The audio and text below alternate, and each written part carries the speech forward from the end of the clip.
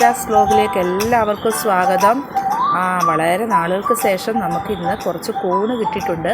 ഈ കൂണ് വെച്ചിട്ട് നമുക്ക് ഒരു തോരൻ ഉണ്ടാക്കാനാണ് നമ്മൾ ഉദ്ദേശിക്കുന്നത്. ഇന്ന് കൂണ് വെച്ചിട്ടുള്ളൊരു തോരനാണ് വീഡിയോ ആയിട്ട് ചെയ്യുന്നത്. എല്ലാവർക്കും കൂൺ കിട്ടിയെന്ന് വിശ്വസിക്കുന്നു. കിട്ടിയവരുണ്ടെങ്കിൽ കമൻറ്റ് ബോക്സിൽ കമൻറ്റ് ചെയ്യണം. ഓക്കെ, നമുക്ക് കൂണിലേക്ക് കടക്കാം, തോരനിലേക്ക് കടക്കാം. കൂണിനകത്ത് ഒത്തിരി ചെളിയും മണ്ണും ഒക്കെ ഉണ്ട്. അത് നന്നായിട്ട് കഴുകിയെടുക്കണം. ഇതുപോലെ അടർത്തി, ആദ്യം നമ്മൾ ചെയ്യേണ്ടത് ഈ ഓരോ ഇതളും ഇതുപോലെ അടർത്തിയെടുക്കണം. അടർത്തിയെടുത്ത് അതിൻ്റെ ചെളിയും മണ്ണും ഒക്കെ കളഞ്ഞ് എടുത്ത ശേഷം വെള്ളത്തിലിട്ട് ഉപ്പും മഞ്ഞളും ചേർത്ത് നന്നായിട്ട് ഇത് വൃത്തിയാക്കി കഴുകിയെടുക്കണം. നല്ല വൃത്തിയായിട്ട് ഈ കൂണ് കഴുകിയെടുക്കുക. ഈ കൂണിനകത്ത് അനേകം വൈറ്റമിൻ ഡി അടങ്ങിയിട്ടുണ്ട്. അങ്ങനെ നമ്മൾ വൃത്തിയാക്കി എടുത്ത ശേഷം ഇതുപോലെ തോരന് പരുവത്തിന് ഇത് ഈ ചെറുതായിട്ട് ഇങ്ങനെ അടർത്തിയെടുക്കണം. ഇതുപോലെ അടർത്തിയെടുക്കണം.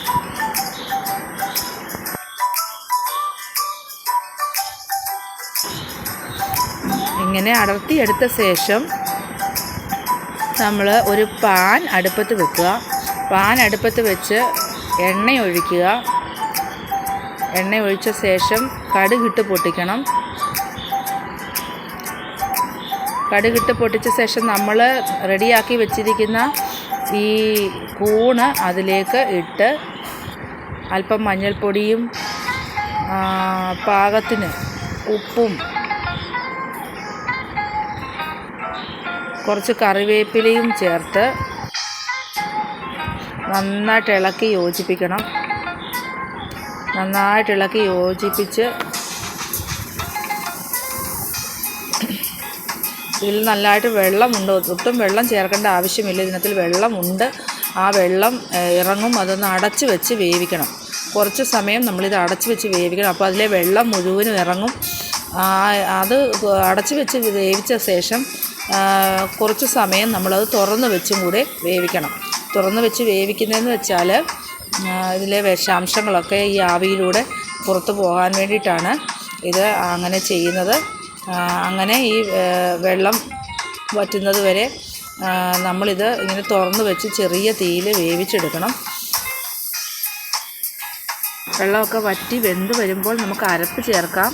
അരപ്പിന് വേണ്ടിയിട്ട് തേങ്ങായും പച്ചമുളകും വെളുത്തുള്ളിയും ചെറിയൊരു സവാളയും എടുത്ത് അതിലേക്ക് അല്പം മഞ്ഞൾപ്പൊടി അല്പം ഉപ്പും ചേർത്ത് പാകത്തിന് ചേർത്ത് നന്നായിട്ട് ഇതെല്ലാം കൂടി ഒന്ന് ഞെരടിയെടുക്കുക. ഈ തേങ്ങായ ഈ അരപ്പെല്ലാം കൂടെ ചേർത്ത് ഞെരടിയെടുത്ത ശേഷം ഈ അരപ്പ് ഇതിനകത്തേക്ക് ഇടുക. വെന്ത് വന്നിരിക്കുന്ന കൂണിനകത്തേക്കിട്ട് നന്നായിട്ടൊന്ന് ഇളക്കി യോജിപ്പിച്ച ശേഷം ഒരല്പസമയം കൂടി അതൊന്ന് അടച്ച് വെച്ച് നമുക്ക് വേവിക്കാവുന്നതാണ്. നമ്മുടെ തോരൻ ഇവിടെ റെഡിയായി വന്നിട്ടുണ്ട്. എല്ലാവരും ഇത് നന്നായിട്ടൊന്ന് ട്രൈ ചെയ്ത് നോക്കുക. ഇഷ്ടപ്പെട്ടുവെങ്കിൽ ലൈക്ക് ചെയ്യുക, ഷെയർ ചെയ്യുക, സബ്സ്ക്രൈബ് ചെയ്യുക. നമ്മുടെ ചാനലിനെ സപ്പോർട്ട് ചെയ്യണം. എല്ലാവരും വീഡിയോസുകൾ കാണുക.